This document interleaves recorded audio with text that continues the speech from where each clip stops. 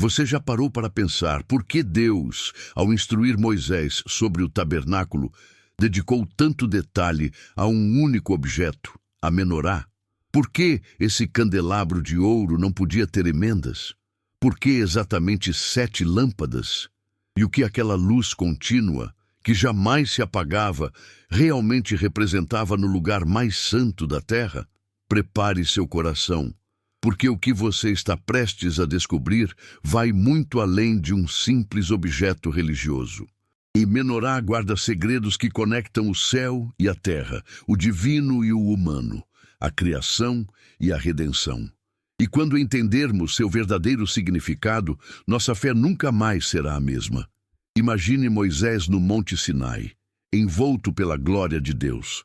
Ali, em meio às nuvens e ao fogo, ele não recebe apenas mandamentos morais. Ele recebe um projeto arquitetônico detalhado do próprio céu. E entre todas as instruções sobre cortinas, altares e mobílias sagradas, há algo que captura a atenção divina de forma extraordinária: a menorá. No livro de Êxodo, capítulo 25, versículos 31 a 40, Deus detalha cada curva, cada ramo, cada flor desse candelabro, com uma precisão que deixaria qualquer engenheiro moderno impressionado. Mas aqui está o fascinante. A palavra hebraica usada para menorá é menorá, que vem da raiz ner, significando simplesmente lâmpada ou luz. Porém, o termo carrega uma profundidade que transcende o objeto físico. Ele aponta para a iluminação espiritual, revelação divina, a própria presença de Deus manifestada em forma visível. A primeira coisa que nos impressiona é o material. Ouro puro. Não qualquer ouro, mas o mais refinado disponível.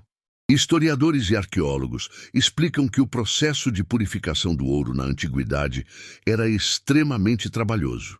O metal era aquecido repetidamente e as impurezas eram removidas até que restasse apenas o ouro mais brilhante. Esse processo, conhecido como refinação, é mencionado várias vezes nas Escrituras como metáfora da purificação espiritual.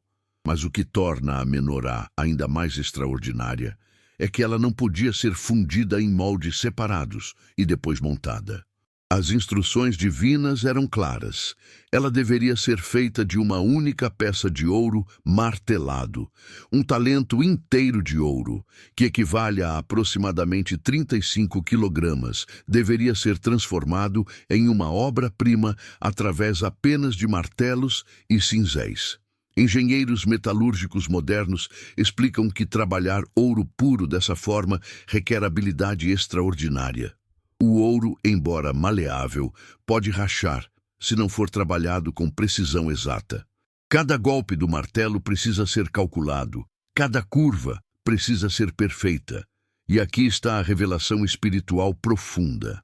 Assim como a menorá era formada através de golpes precisos, sem quebras ou emendas, representando unidade absoluta, nós somos moldados pelas experiências da vida sob as mãos do artífice divino.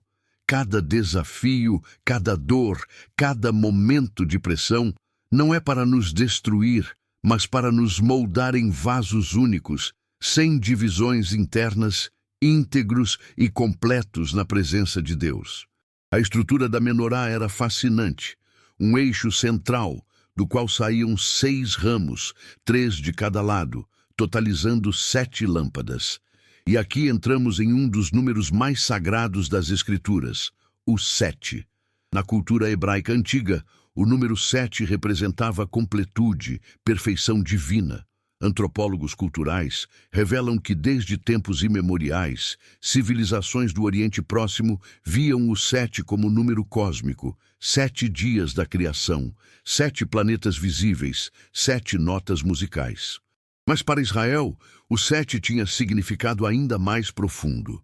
No livro de Isaías, capítulo 11, versículo 2, encontramos a descrição das 7 manifestações do Espírito de Deus que repousariam sobre o Messias. Espírito do Senhor, sabedoria, entendimento, conselho, fortaleza, conhecimento e temor do Senhor. Cada lâmpada da menorá representava uma dessas manifestações. Não era apenas luz física, era a própria presença multifacetada de Deus iluminando o santuário. Mas há algo ainda mais impressionante na construção da menorá, que revela o caráter de Deus: os ornamentos. Cada ramo não era liso ou simples. Ele era decorado com cálices em forma de amêndoas, flores e botões. Êxodo 25, versículo 33, especifica que cada ramo deveria ter 3 cálices em forma de amêndoa. Por que amêndoas? Aqui está onde a botânica e a espiritualidade se encontram de forma maravilhosa.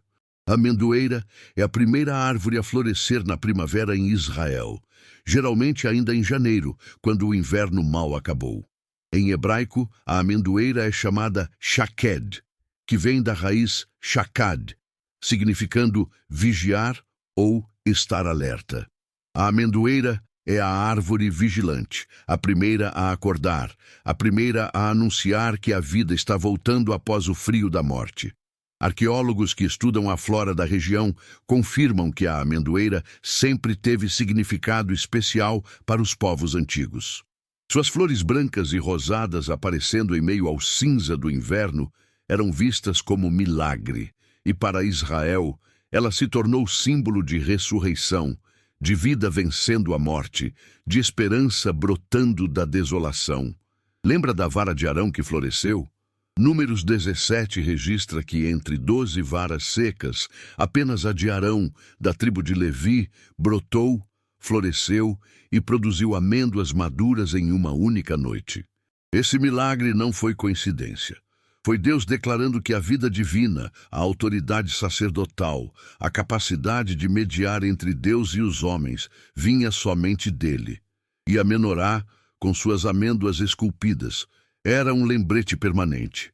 A luz de Deus é vida que ressuscita, esperança que floresce mesmo em meio à morte. Agora vamos ao mistério que deixava todos fascinados: a luz contínua. Êxodo 27, versículos 20 a 21, estabelece uma instrução específica. Os filhos de Israel deveriam trazer azeite puro de oliveiras batidas para manter a lâmpada sempre acesa. A palavra hebraica usada aqui é tamid, que significa contínuo, perpétuo, sem cessar. Não era uma luz que podia ser acesa de manhã e apagada à noite. Não era uma luz de conveniência. Era uma luz que nunca, jamais, em hipótese alguma, deveria se apagar.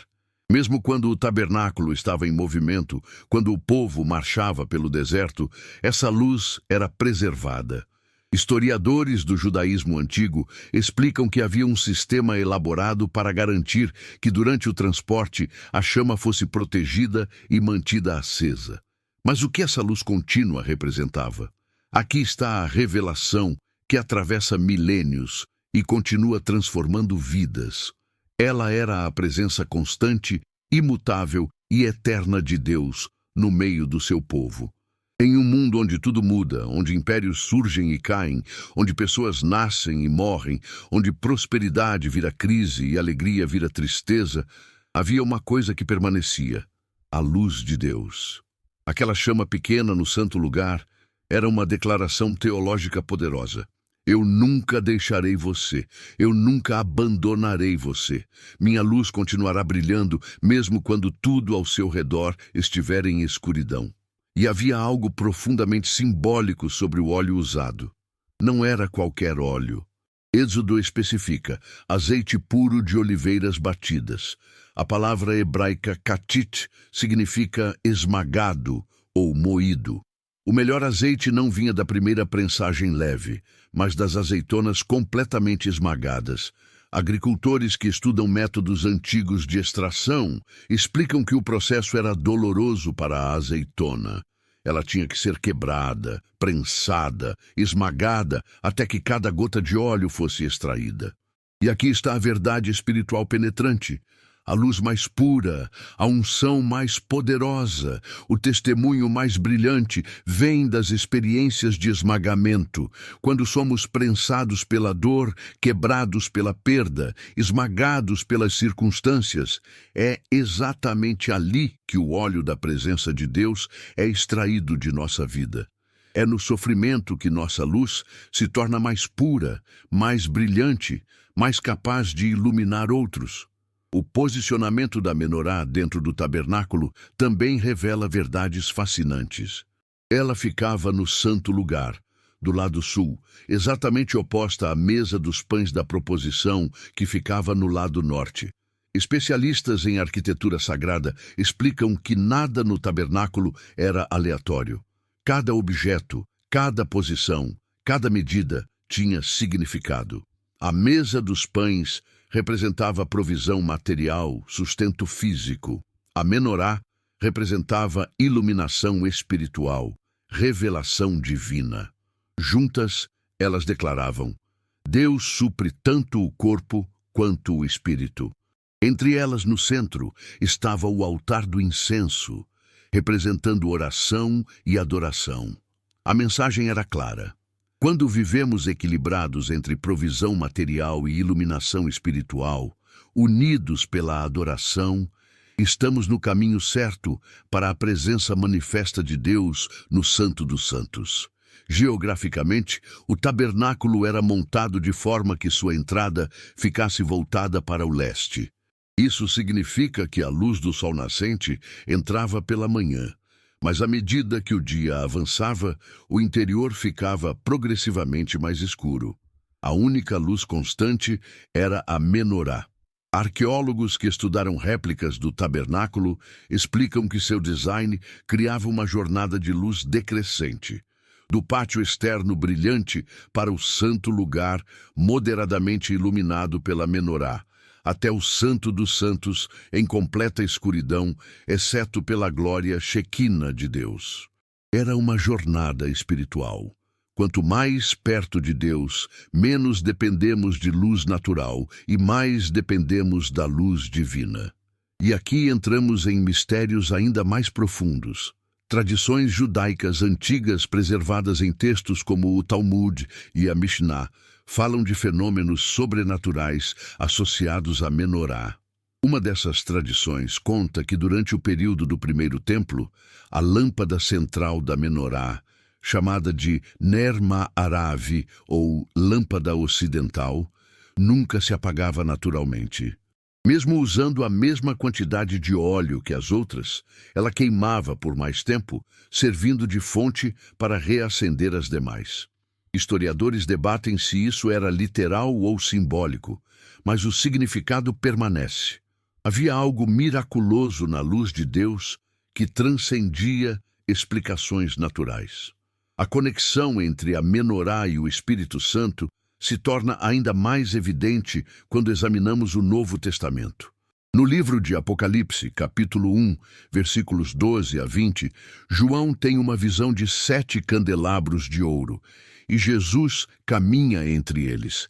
Cada candelabro representa uma igreja, uma comunidade de fé. A mensagem é poderosa.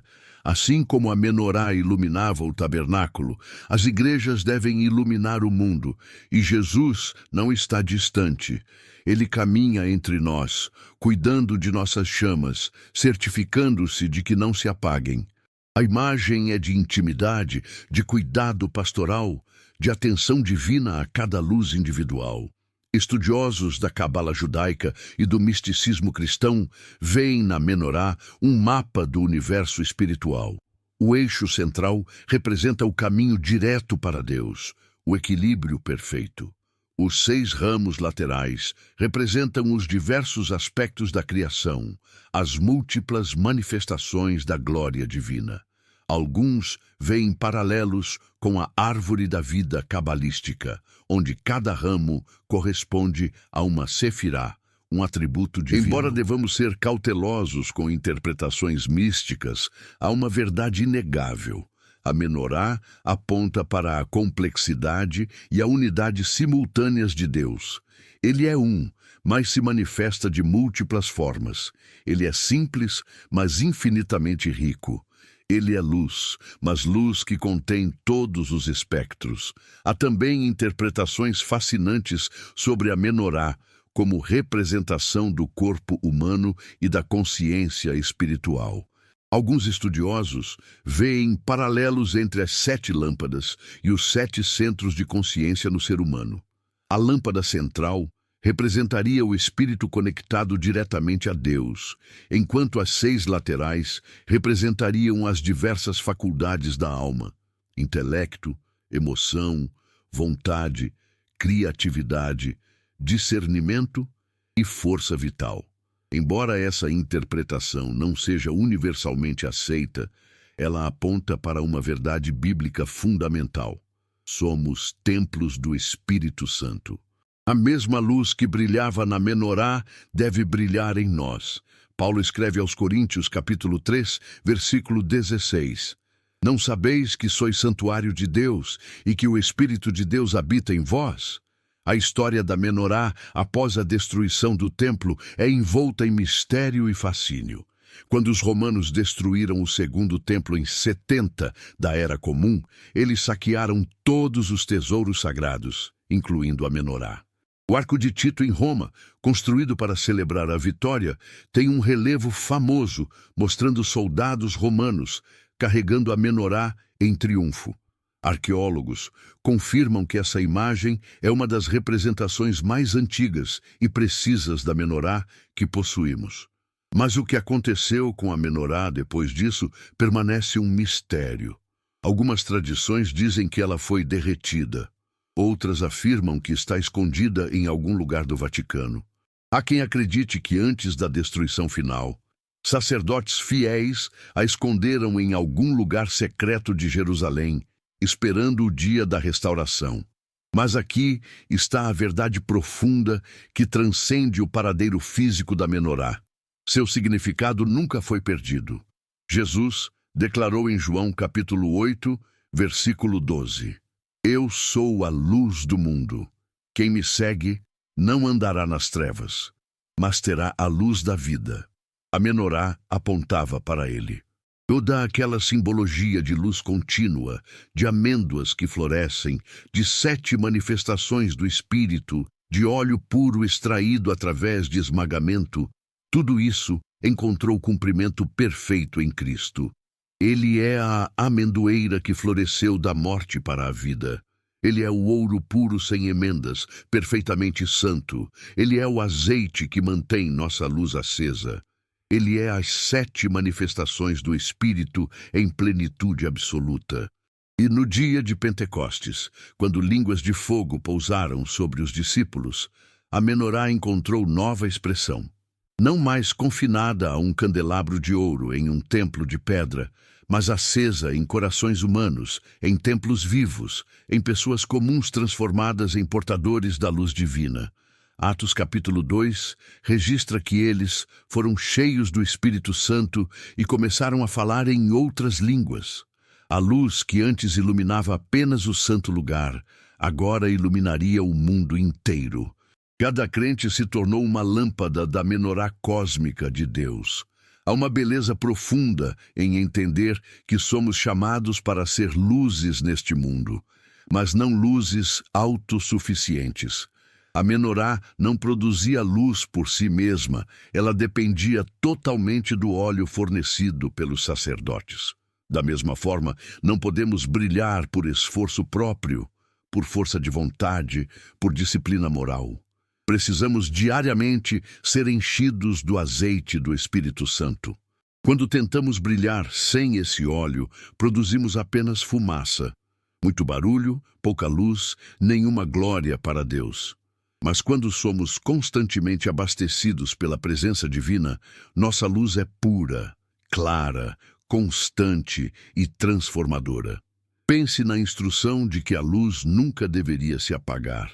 Tradições rabínicas ensinam que quando Israel se afastava de Deus, a primeira coisa que acontecia era a menorá começar a apagar. era um indicador espiritual da saúde da nação. Quando a intimidade com Deus esfriava, quando a obediência era negligenciada, quando rituais se tornavam apenas tradições vazias, a luz diminuía. E o mesmo é verdade para nós hoje. Nossa luz espiritual, nossa alegria, nossa paz, nosso amor, nossa esperança, nosso testemunho é um indicador direto de nossa proximidade com Deus. Quando nos afastamos, a luz diminui. Quando nos reaproximamos, ela volta a brilhar. A menorá também nos ensina sobre unidade na diversidade. Embora tivesse 7 lâmpadas, era um único candelabro. Cada chama tinha sua posição, sua função, mas todas compartilhavam da mesma fonte de ouro. Paulo usa essa imagem quando fala do corpo de Cristo. Muitos membros, uma só cabeça. Cada um de nós é uma lâmpada única, com dons específicos, chamados particulares, personalidades distintas, mas todos compartilhamos da mesma fonte, Cristo. E juntos, não separados, iluminamos o mundo. Uma lâmpada sozinha produz luz limitada. 7 juntas criam brilho que dissipa a escuridão mais profunda. Há também profundo significado na forma como a menorá era acesa. Os sacerdotes não podiam usar fogo comum, apenas o fogo que vinha do altar, o fogo que havia descido do céu, e não deveria nunca se apagar. Era fogo santo acendendo luz santa. Isso nos ensina que não podemos acender nossa luz espiritual com entusiasmo humano, com motivação carnal, com ambição pessoal. Apenas o fogo que vem do céu, o zelo santo do Espírito Santo, pode acender e manter acesa a luz que glorifica a Deus. Quantas vezes tentamos acender nossa própria luz com paixão passageira, com emoção fabricada, com programas e métodos? Mas a luz que dura, a luz que transforma, a luz que persiste através das tempestades é aquela acesa pelo fogo sagrado. E aqui está uma revelação que pode mudar sua perspectiva. A luz da menorá não existia para ela mesma. Ela iluminava o caminho, ela tornava visíveis os outros objetos sagrados. Ela permitia que os sacerdotes cumprissem suas funções.